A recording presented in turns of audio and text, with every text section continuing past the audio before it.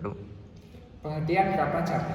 Kerapan sapi adalah tradisi pacuan khas masyarakat Madura, Jawa Timur yang mempertandingkan dua ekor sapi jantan yang dipacu secepat mungkin di lintasan tanah dengan seorang joki berdiri di atas kayu pengendali.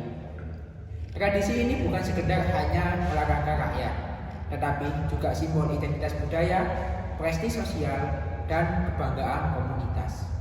Dalam pelaksanaannya, kerapan sapi melibatkan serangkaian ritual adat, musik saronen, dan proses perawatan sapi yang sangat intensif, sehingga menjadikannya bagian penting dari kehidupan sosial dan budaya masyarakat di Madura. Sejarah kerapan sapi diperkirakan bermula sejak abad ke-13 hingga 14 Masehi, ketika Syekh Ahmad Baidawi atau Pangeran Katandur memperkenalkan teknik pertanian dan penggunaan sapi dalam pengolahan lahan di Madura. Pada masa kerajaan lokal hingga kolonial Belanda, tradisi ini berkembang menjadi ajang prestisius kalangan bangsawan dan sering dipertontonkan dalam upacara resmi. Memasuki abad ke-20, kerapan sapi semakin dilembagakan sebagai event tahunan, khususnya di Pamekasan, dan diangkat sebagai identitas budaya serta daya tarik pariwisata Jawa Timur. Tradisi ini terus berkembang hingga kini, mempertahankan nilai sosial, ritual, dan ekonomi yang melekat pada masyarakat Madura. Persiapan dan perawatan sapi untuk kerapan sapi di Madura dilakukan melalui serangkaian tahapan yang panjang dan berstruktur. Tahapan pertama adalah pemilihan sapi karena kualitas sangat menentukan performa dalam perlombaan. Sapi yang dipilih biasanya berusia antara 2 hingga 4 tahun, yaitu usia ketika kondisi fisiknya sedang berada pada puncaknya. Selain itu, sapi harus memiliki tubuh yang atletis, kaki yang kuat, serta bebas dari cacat fisik. Karakter sapi juga sangat bertimbangan penting.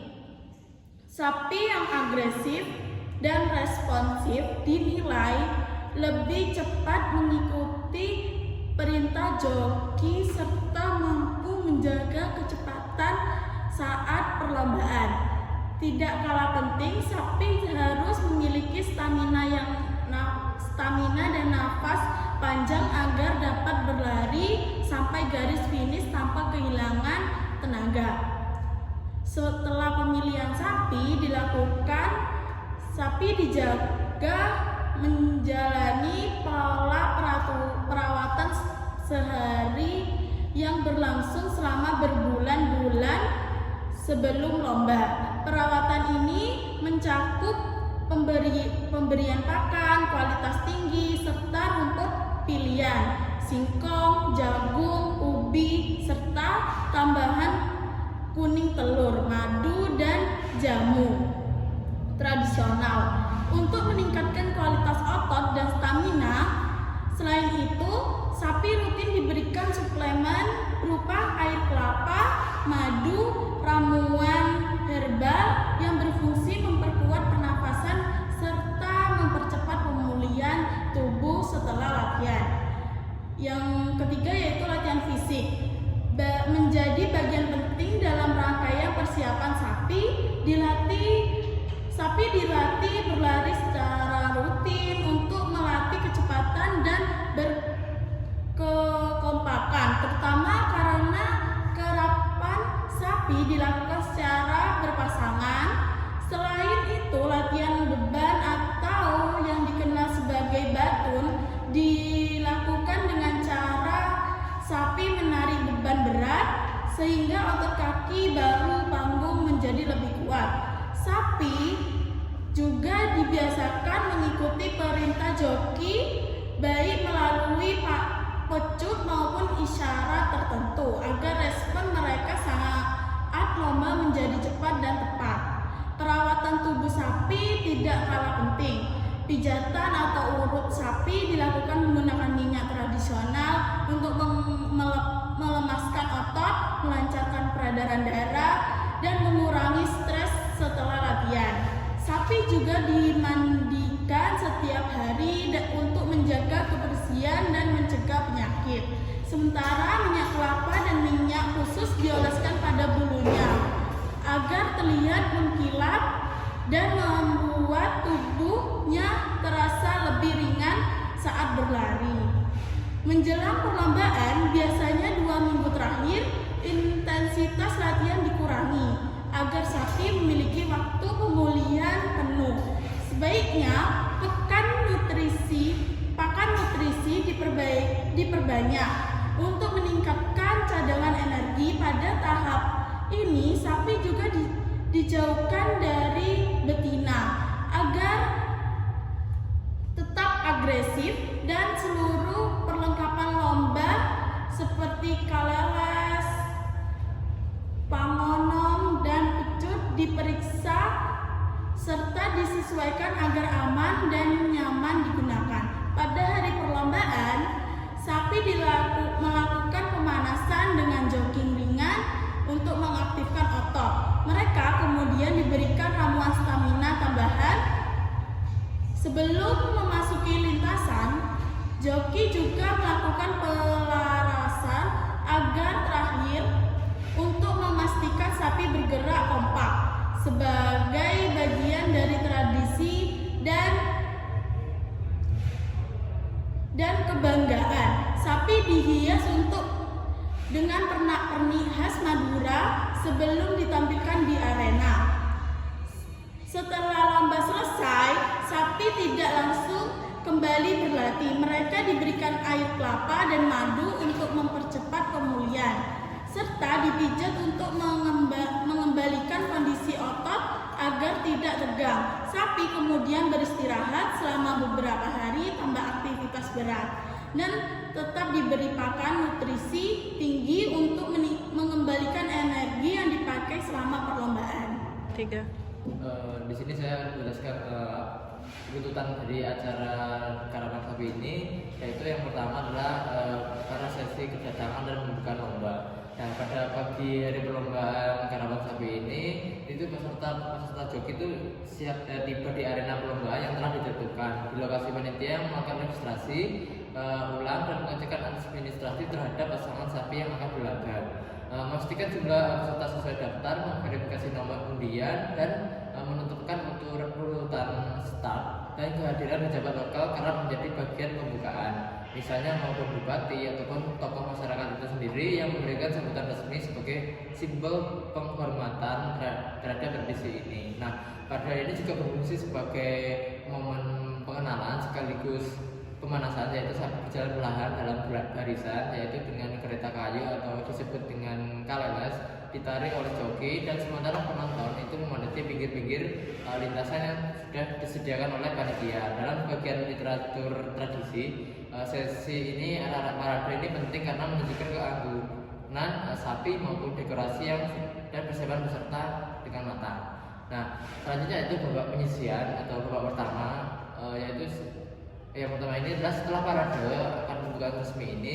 Perlombaan resmi itu dimulai dengan babak penyisian atau babak pertama. Menurut penelitian tradisi ini, babak pertama berfungsi sebagai penentuan kelompok menang dan kalah. Artinya tidak semua itu pasangan itu langsung masuk ke final, tetapi dari awal tuh sudah melakukan seleksi kelompok berdasarkan kecepatan atau hasil akhir ini. Di babak ini juga setiap pasangan sapi itu dilakukan sebagai garis start atau dibaca sebagai lintasan. Panjang lintasan sekitar 100 meter menurut mungkin dari yang saya amati. Nah, joki itu berusaha mengendalikan sapi agar maju kuat dan stabil, sementara penonton itu bersorak di pinggir lintasan sebagai penambah semangat dari joki ini. Karena jumlah pesaing bisa sangat banyak, misalnya 60 pasang dalam ajang kabupaten, itu pada karavan sapi Bupati Sumeneb Cup. Setelah semua head penyelesaian selesai, panitia memberikan jeda sejenak, yaitu evaluasi hasil, rekap skor, dan menyiapkan babak selanjutnya. Sapi dan joki ini mungkin dituntutkan sebagai tungguan sementara dan persiapan kembali gerakan pada babak yang selanjutnya, yaitu babak kedua. Dan penonton pun dipersilakan untuk beristirahat dulu atau mendekati arena yang berdekat dengan babak penentuan berikutnya, yaitu yang selanjutnya adalah babak penentuan atau finalisasi juara. Nah, babak kedua ini dalam struktur karapan sapi ini itu menentukan sebagai penentukan juara dari kelompok yang kalah gitu. Artinya pasangan ini tidak akan, mungkin ada yang sebagainya tidak lolos sebagai kelompok menang, dan dari babak pertama masih memiliki kesempatan untuk berlomba dan memenangkan posisi juara di kelompok yang sama gitu. Selama perlombaan babak kedua ini, kecepatan stabilan sapi dan keterampilan joki itu sangat diuji oleh panitia. Penonton sekali lagi itu menyemangati dan suasana itu lebih kompresif, dan karena taruhan juara itu besar, nah gitu. Tapi kelompok yang kalah tapi tetap bergengsi di kalangan peserta seluruh daerah sana. Setelah babaknya selesai, panitia itu mengumumkan para pemenang kelompok kalah dan menyiapkan babak ketiga atau sesi final sebagai kelompok pemenang gitu. Nah, babak ketiga itu final itu kemudian menjadi panggung atau menentukan juara utama atau juara kelompok pemenang. Pasangan ini sapi itu paling dipilih terbaik dan dari babak pertama dan babak kedua. Mungkin beberapa dari babak kedua akan berlomba dalam final itu juga. Final ini biasanya paling menarik dipastikan oleh panggung utama perlombaan, karena ini menjadi ajang yang sengit dari beberapa kubu atau kelompok yang sudah berlomba dari babak pertama hingga babak kedua gitu. Nah, itu selanjutnya pengumuman dan penutupan acara.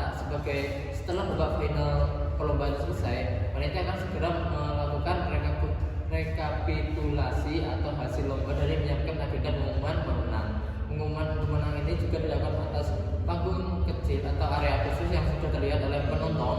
Dalam acara budaya seperti karapan sapi, pengumuman pemenangnya seringkali disertai sambutan resmi dan tepuk tangan meriah dari penonton.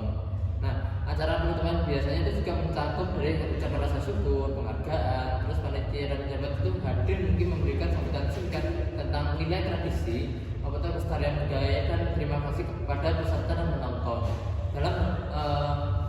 Dan akhirnya sapi dan joki itu meninggalkan area, penonton perlahan akan bubar dan area lapangan akan kembali normal meskipun lomba fisik telah selesai. Semangat budaya itu tetap tinggal di daerah situ, dan karapan sapi itu tidak hanya berakhir sebagai perlombaan tetapi juga perayaan dari bagaimana sih warga Madura itu memperlihatkan identitas mereka. Ada juga nilai-nilai kearifan lokal dalam rangka acara karapan sapi di Madura. Karapan sapi bukan sekedar perlombaan adu cepat sapi, tetapi merupakan tradisi yang sangat erat nilai kearifan lokal yang diwariskan turun-menurun. Nilai-nilai ini mencerminkan cara pandang, identitas, dan karakter masyarakat Madura. Yang pertama ada nilai gotong royong atau nilai kerjasama. Karapan sapi ini melibatkan banyak orang seperti pemilik sapinya, joki, perawat, tetangga, hingga pemuda desa. Mereka bekerja sama dalam merawat sapi, latihan fisik rutin, persiapan perlombaan, membuat perlengkapan seperti kaleles, pangonang, dan lain-lainnya. Tradisi ini menguatkan solidaritas dan kebersamaan antar warga desa. Yang kedua, ada nilai tanggung jawab dan disiplin. Pemilik sapi harus disiplin dalam memberi pakan teratur, melatih sapi setiap hari, menjaga kesehatan dan kebersihan sapi, dan menjaga etika dalam perlombaan. Ada nilai sportivitas seperti kejujuran dalam lomba, larangan penggunaan cara-cara curang, rasa hormat antara pemilik sapi. Lalu yang keempat ada nilai kehormatan. Bagi masyarakat Madura, kehormatan adalah nilai utama. Seperti kebanggaan keluarga dan kampung, simbol kehormatan sosial pemilik sapi, bentuk kemampuan menjaga warisan leluhur. Karapan sapi memperkuat identitas dan martabat sosial. Yang kelima ada nilai pelestarian tradisi. Karapan sapi adalah warisan budaya yang dijaga dengan pewarisan antara generasi, perawatan alat tradisional, penggunaan ramuan herbal lokal, dan menghirup musik saronet sebagai pengiring. Lalu yang keenam ada nilai religius. Sebelum dan sesudah lomba, pemilik sapi biasanya akan membacakan doa dan mengadakan selamatan yang mengharapkan keselamatan sapi dan joki. Ini mencerminkan keyakinan spiritual dan ikhtiar masyarakat Madura dalam menjalankan tradisi. Yang ketujuh ada nilai ekonomi kreatif. Karapan sapi juga menggerakkan ekonomi lokal melalui penjualan pakan dan ramuan, jasa perawatan dan pelatihan sapi, kerajinan perlengkapan karapan, dan wisata budaya. Berikut dampak sosial ekonomi dan isu lainnya terkait dengan karapan sapi di Madura. Saya mengambil jawaban dari penelitian Fuad Hasan dengan judul Dampak Sosial Ekonomi Pergeseran Nilai Budaya Kerapan Sapi pada tahun 2012. Menurut Hasan, tahun 2012, kerapan sapi merupakan tradisi budaya masyarakat Madura yang masih berlangsung hingga kini. Secara sosial, tradisi ini berkontribusi pada pelestarian budaya lokal, namun keberlanjutannya terancam jika masyarakat semakin berorientasi pada motif ekonomi karena pemeliharaan sapi kerapan ini memerlukan biaya besar. Pada tahun 1980-an, pemerintah memberikan dukungan besar berupa bantuan biaya transportasi dan konsumsi bagi peserta, sehingga muncul wacana agar dukungan semacam itu dihidupkan kembali, terutama untuk kerapan sapi pariwisata. Kerapan sapi juga mempengaruhi struktur sosial masyarakat. Para pengarap atau pemilik sapi kerapan umumnya berasal dari kalangan klebon atau kepala desa atau bleter, yaitu tokoh berpengaruh. Kepemilikan sapi kerapan menjadi simbol kekayaan, status sosial, dan gengsi, terutama jika berhasil meraih juara. Tradisi ini juga menjadi sarana komunikasi di antara para pengarap. Meski demikian, kerapan sapi juga munculkan dampak negatif, seperti perjudian dengan taruhan bervariasi dari ribuan hingga ratusan juta rupiah.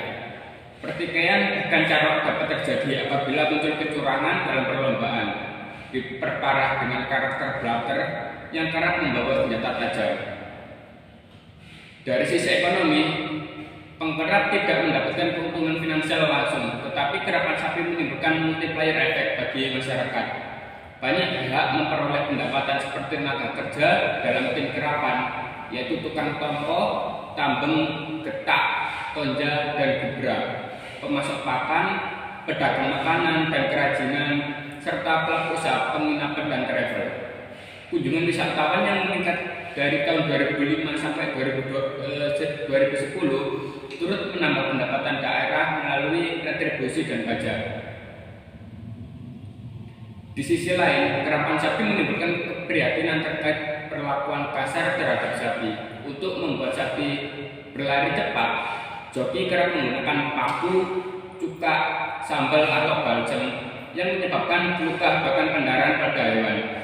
Praktik ini dianggap penyimpangan dari tradisi asli. Mulai marak sejak 1980-an ketika kompetisi semakin ketat dan melibatkan gengsi serta taruhan besar. Oleh karena itu disarankan agar pemerintah membuat dan menegakkan aturan pelanggaran penyiksaan hewan dimulai dari kerapan sapi pariwisata serta mengembalikan tradisi ini ke bentuk awal yang lebih berorientasi pada kekuatan otot sapi tanpa kekerasan. Tradisi karapan sapi merupakan salah satu warisan budaya tak benda yang paling terkenal dari masyarakat Madura, Jawa Timur.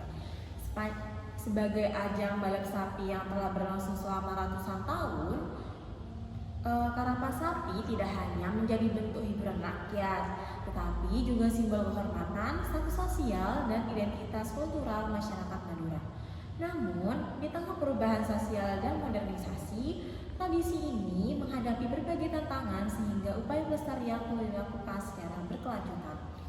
Pelestarian karapan sapi dimulai dari pemahaman masyarakat bahwa tradisi ini bukan sekedar kompetisi kecepatan sapi, melainkan bagian dari sistem nilai dan tata kehidupan orang Madura.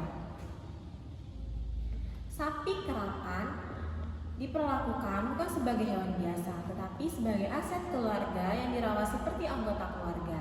Proses perawatan seperti pemberian jamu, pijat, hingga latihan rutin dilakukan secara turun-menurun dan